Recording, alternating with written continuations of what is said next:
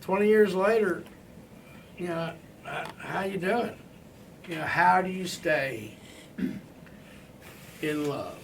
How do you stay out of jail for murder one? How do you keep the excitement? It's that. It's like it is. Look, it's a passion. I mean, that's the thing. This is the passion. That's where all of us jump the track of 95, if not 99.5 of everybody. Everybody, there's a job, there's just this thing, and we have this passion. And a lot of people have passions and stuff, and perhaps it is good to kind of keep it, but for me to be able to, that's my passion, but that's my work, but yet it's my, how do you stay passionate about your passion? Because it is, that's very much the same thing with a 20-year marriage. How do you stay passionate about the person that you're passionate about? Good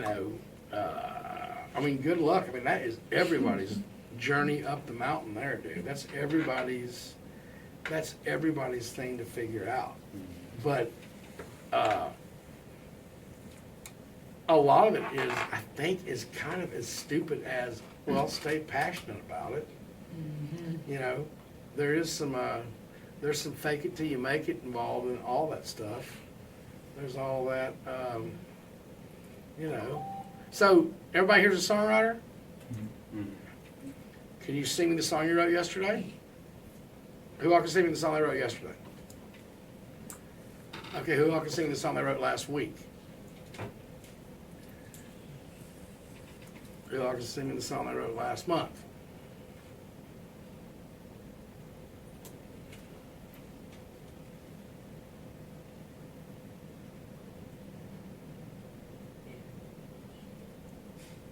If you didn't raise your hand, and you call yourself a songwriter, you should be writing songs.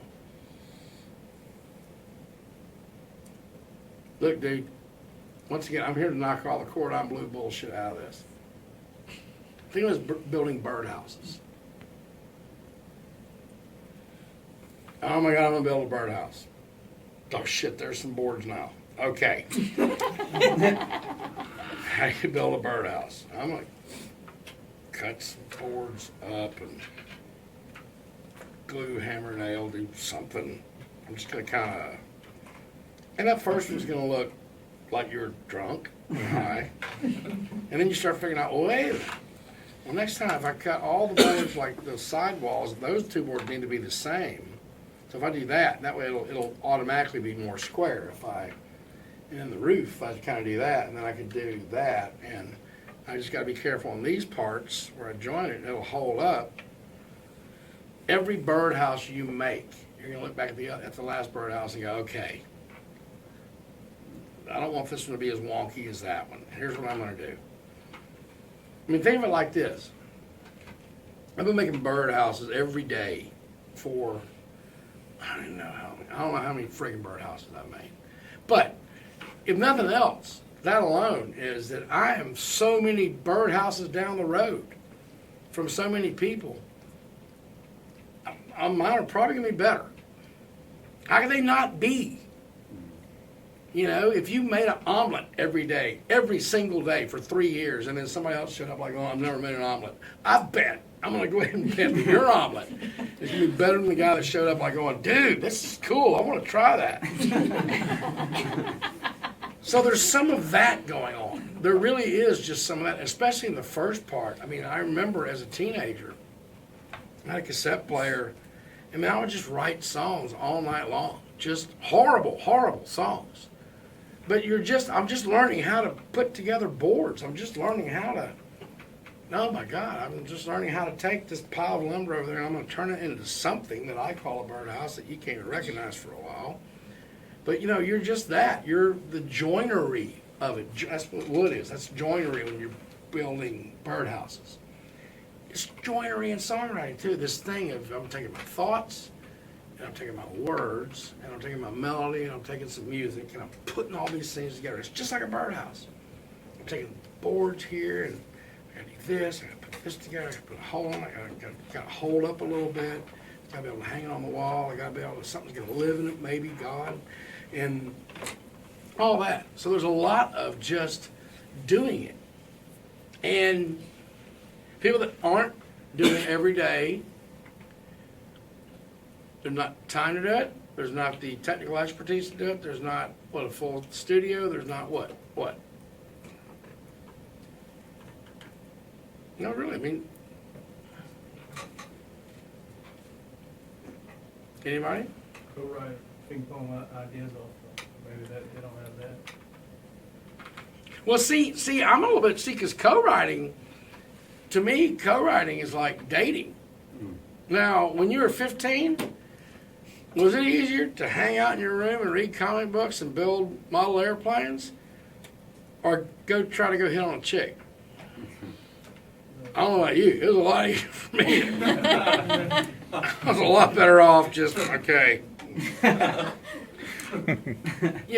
So, I mean, co-writing is that. I mean, that's a bit of, co-writing is a bit like going to somebody like going, let's go in the birdhouse business. You kind of need to bring, you kind of need to bring some, well, I'm doing this. I'm not trying to mess anybody because I totally get this. I just don't, I never could play. I never could run a recorder. I never could play. I never could sing. And I never really thought I could write in a lot of ways. But I've been writing, playing, singing, and recording my stuff from day one. Horribly. It was so bad, dude. Oh my God, you wouldn't believe. I ran into there's an old buddy that I actually got to play guitar on stuff that I brought to Nashville. And I've known, since grade school. He was the guitar dude, Philip Blackwell. Look him up on Facebook. He's a great guy, great guitar player. And he was talking about some of those songs that I was recording. I had him come over to my house and he'd record. And it was horrible. He remembered that shit too. I was like, dude, how much do I have to pay you to? Ugh. What I'm saying is that thing. Look. There are two sides of this here.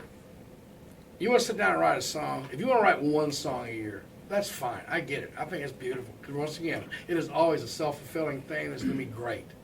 And there's a part of you that should never lose that. Of just like, man, I just made this song up. I just liked that. It made me feel good. My girlfriend broke up with me. My grandmother died. Or I'm having a great day. And I just want to do this song. I wanted to kind of create this Polaroid moment with a song and keep it. And it's great. And that's lovely. And I can tell you this, that those bad songs back then felt just like the songs now that go on and do great for me. It feels the same. I think just like a weightlifter. First time you go in there and you're pumping 20-pound weights and you get at that, you lift weights till you can't lift your arms anymore. And oh my God, that was a great workout. 5 years later, you're curling 100-pounders, your arms are like this, you're lifting weights so you can't lift your arms anymore. Oh my God, that was a great workout. Now, the day one guy, people are walking by like, oh, look at this bozo. And the 5 year later guy, everybody's like, Jesus Christ, that guy's freaking cut. To you, it's like, man, I did it till I couldn't stand it anymore. Man. I went home and my arms are spaghetti. So, I don't even know what I'm trying to get at here. Look, if you don't write every day because of the time and all that stuff, I get it. If you're putting things in your way, if you're imagining things are in your way, I just want to say this. They aren't. They just aren't. You're writing a friggin' song, dude. It's not like, it's not you gotta wait for the permafrost to thaw in the backyard so you can dig that deep, or something. You're writing a friggin' song. In fact, I would go to think if there are those people that are like, oh, like it has to be all right, it has to be perfect. You should make yourself just like 10-minute song a day. I got time for my 10-minute song. Time for my 10-minute song. Here we go. My mother, oh my God, my mother is in a poetry class where she's living now. I kept hearing about a poetry class.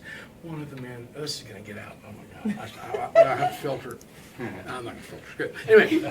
He's the only one who's recording. So my mom was like, one of them is published. And I was like, okay. Published, great. What's like copier? I don't know. So my mom, she has her 80th birthday. So I go and I meet the Not Yet Dead Poets Society or whatever it is. Super witty name. Oh my God, how'd you ever come up with that? And here are these people, and it's great. I actually got a whole of these poetry books. I love it. It's a small town, okay?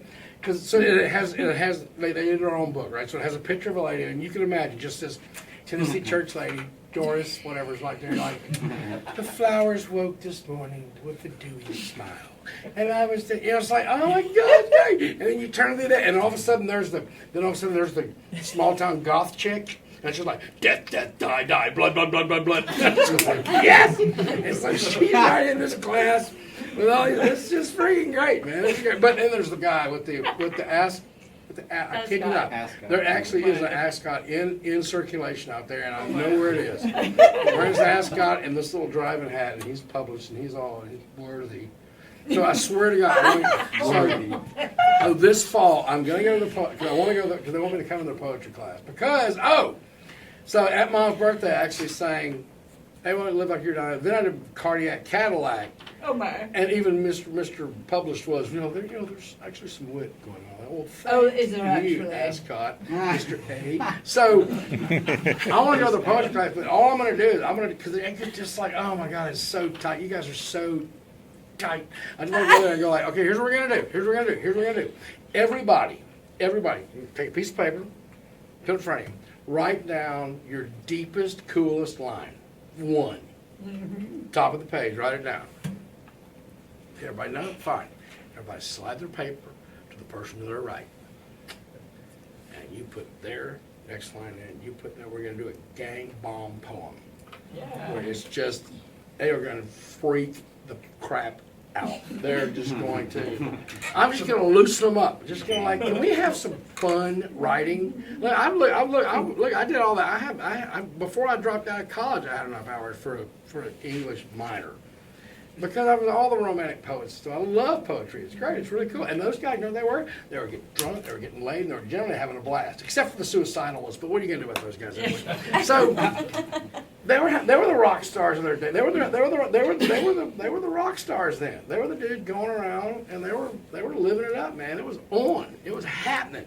Writing should be fun. There should be something passionate about it. And so if it's not passionate, if there's nothing but roadblocks, you need to get on a different friggin' road. You need to, you know, once again, you want to co-write and stuff, which maybe you can, maybe you can't. But like I said, I think co-writing can be kind of more complicated too. And then, but you know, I think you just need to do whatever you do.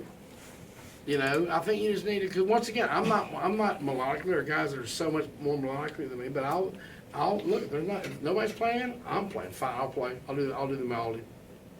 If I'm in a room with Chris Tompkins and these guys and tracks and brilliant keys and everything, my guitar will never come out of the case. I'll just sit there, you know, trying to think of what rhymes with something nasty. So, you know, what the hell ever? What does this moment need? Not about how good of a thing I can bring to it. I'm just gonna bring what I got to it. I realized that. I've just always just like, whatever the hell, whatever needs to be done, I'm gonna do it. However poorly, and it turns out now that I do these sessions and stuff, and I got my thing, and I do my little weird guitar lecture, I just do these things where it's not chordy. So I got my session guys now, like Troy Lancaster, these guys that play all these records, and they're just like, dude, your stuff is brilliant. You just hold that 1/4 forever, and you do that one lick. Just like, dude, it's brilliant. Nobody does that. And it's just like, and all the players are like, yeah, man, it's totally cool. Like, ignorance is brilliance. So, you know, are you a limited player? Are you? Is that who would consider himself a very limited player? Very, very limited. I'm not holding my hand up to show you how to hold your hand up. I'm holding my hand up right there with you. Okay, so.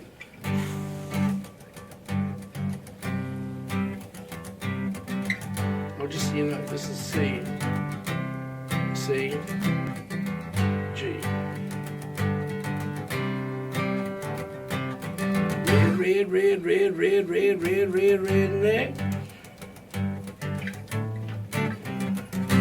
Red. Well, okay, so check it out because this thing is difficult. Boys around here don't listen to the Beatles, run old Bo Stevens through a jukebox needle at the honky tonk where the boots stomp all night. And what they call work is digging in the dirt. Gotta get it in the ground before the rain come down to get paid. To get the girls in the four-wheel drive. Here comes the chorus, and it's all gonna totally change up. Yeah, the boys around here drinking nice cold beer, talking about girls, talking about trucks, running that red dirt road out kicking up dust. The boys around here sending up a prayer to the man upstairs. Backwoods legit, don't take no shit. Chew tobacco, chew tobacco, chew tobacco, spit, y'all. Red, red, red, red, red, red, red, red, rednecks. And we put this big pretty bridge on it because it was so stupid. So the bridge is all different. Ooh, let's ride. Ooh, let's ride. I'm gonna step aside. Ooh, let's ride. Help me out. That's right. Keep doing that. Get down, girl. Hop inside. Me and you gonna take a little ride to the river. That's right. Yeah, throw a blanket on the ground. Kisses on the crickets is the only sound. Way out of town. Have you ever got down with the red, red, red, red, red, red?